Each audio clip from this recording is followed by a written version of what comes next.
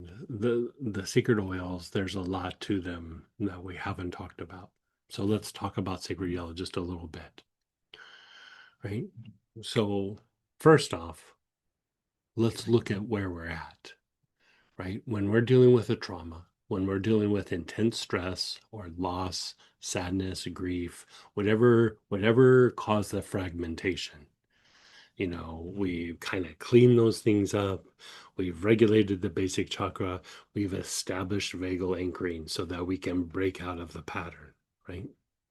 Now, part of what happens when we're in this situation is part of what happens with the loop and with the pattern is we are in survival mode, right? We are in survival mode. We're trying to survive, even if it's just a perception, we're trying to survive. Now, the difficulty here is, or the predicament, I should say, is we're in survival mode. Sometimes that situation puts us in survival mode everywhere, right? Now, the difficulty is that survival mode, that area where we're trying to manage the outside world, is not us. It's just what we're having to do to survive. I had to survive the trauma. I had to survive the loss. I had to survive the grief. I had to survive the intensity of whatever stressful situation it was. We're having to survive.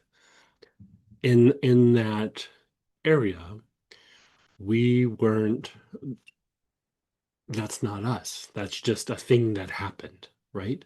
But it becomes so consuming that we put all our attention on it because we're trying to survive.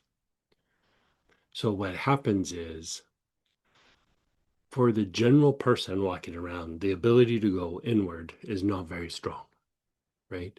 When we have traumas or whatever, we have the potential for beginning to go inward, right?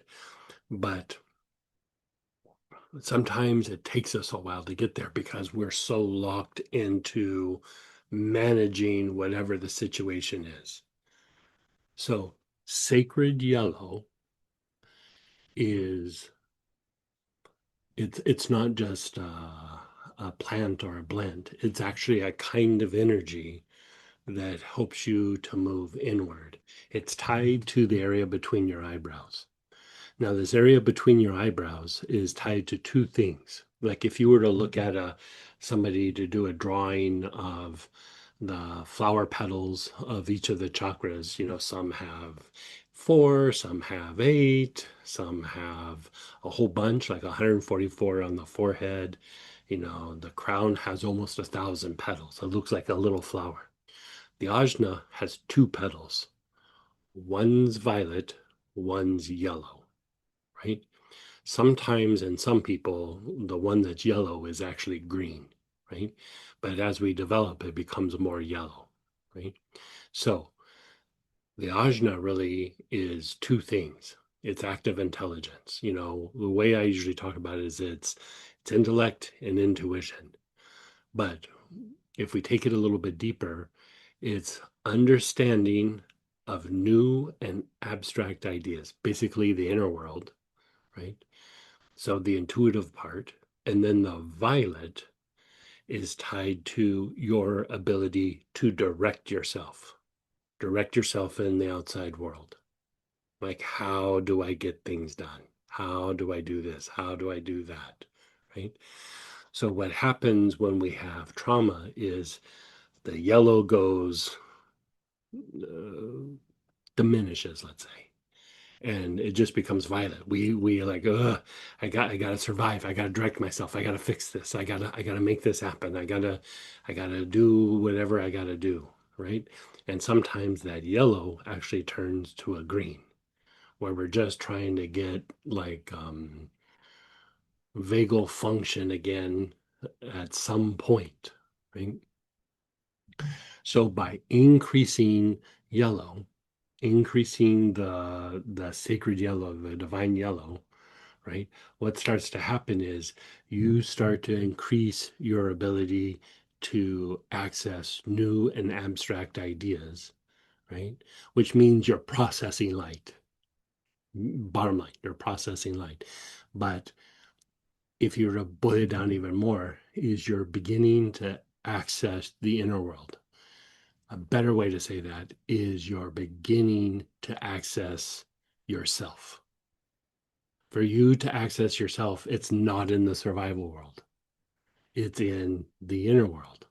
So by using the yellow, you're helping to go, I need to get back to where I was. I need to find who I am. I need to get back to whatever it is. And with the difficulty, a lot of times we go even deeper into who we are because we really have had to dig deep to get through whatever we've had to go through. So the idea of using the sacred yellow is basically access to yourself, access to the inner world, a letting go of survival. Because in a way we say, oh, I'm I'm I'm trying to release this pattern, right? I'm trying to release the loop that's happening. I'm trying to release the the pattern that's in my life. That's not completely accurate. It's not that we're trying to release it. We're trying to not hold on. We're just trying to open our hand. That's it. But survival makes us hold on to it with all our might. And so really what we're trying to do is just stop holding it. We're in such survival mode that survival mode holds on to it.